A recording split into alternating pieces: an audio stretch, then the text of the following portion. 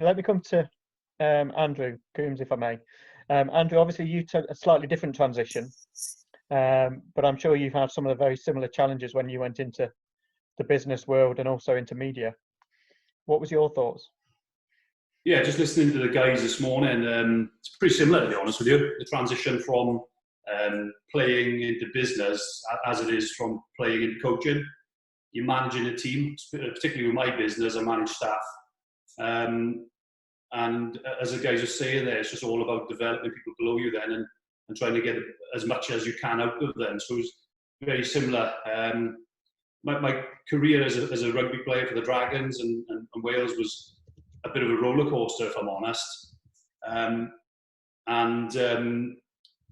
When I was 19, I had a contract with the Dragons, sustained two severe shoulder injuries in those 2 years, and then lost my contract because I was unable to play effectively. And at that point, I considered stopping playing. My shoulders were no good. So really, I've transitioned twice because when I lost my contract, I then had to go and find work and try and build myself back up to becoming a professional rugby player. A pretty traumatic time for me as well. At 21, actually, it was. I lost my mother at the same time as I lost my contract. And at that point, you really question yourself as a person, question what you want from life. And I think at that point, I got some core values, self-core values. We heard Phil talk about team core values.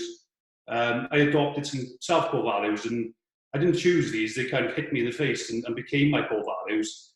And I kind of lived my life on those values, and those values were dedication, working as hard as I possibly could, and family. Obviously, the loss of my mother had a huge impact on that. So I went to work for 3 years for a software company. It was actually owned by Sam Warburton's father-in-law. He wasn't his father-in-law at the time, but yeah. So I went to work for a software company for 3 years, and I played semi-professionally for Newport RFC. And lucky for me, I had an opportunity to go and play for the Dragons at 25. Played well and managed to get another contract. Played for the Dragons then for a couple of seasons. Managed to work my way up into the Welsh squad, albeit there was a few injuries. Bomb was in the squad at the time. So it was nice to have the opportunity to play with Big Bomb. Second row was the hardest position as well, no prop. Trying to keep you locked in. Yeah, but for me, my career was very traumatic. As I said, I got capped for Wales at 28. I'd only been playing professionally really 3 years. And then at the age of 29, I sustained a career-ending injury to my knee. Dislocated my knee. Had 10 operations in 14 months. And in the end, I lost my battle with the injury. So it was a very traumatic career, as I said. I'm blessed to have had the opportunities that I had during my playing days, and I really do feel that they gave me the springboard really to go into my next career, which was in construction. A company I own is Coombs-Contractors. We're a fencing and landscaping specialist, and we work with majority of the new build companies here in Wales and in southeast of England. So yeah, it's been tough transitioning.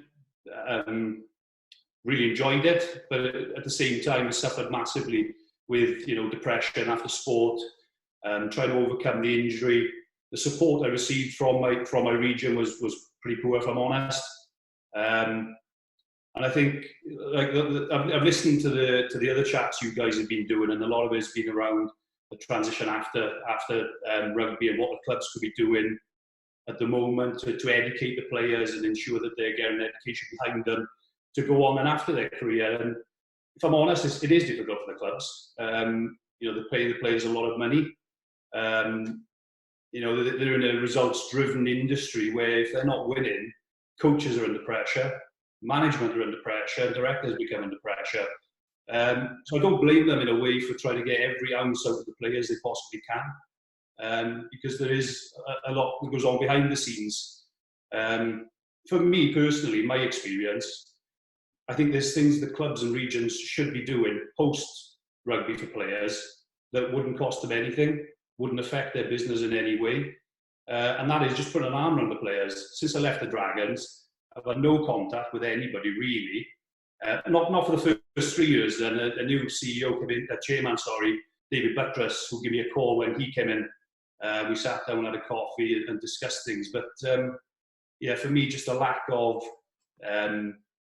relationship post-career, inviting players back to games, making them feel part of, what was their family.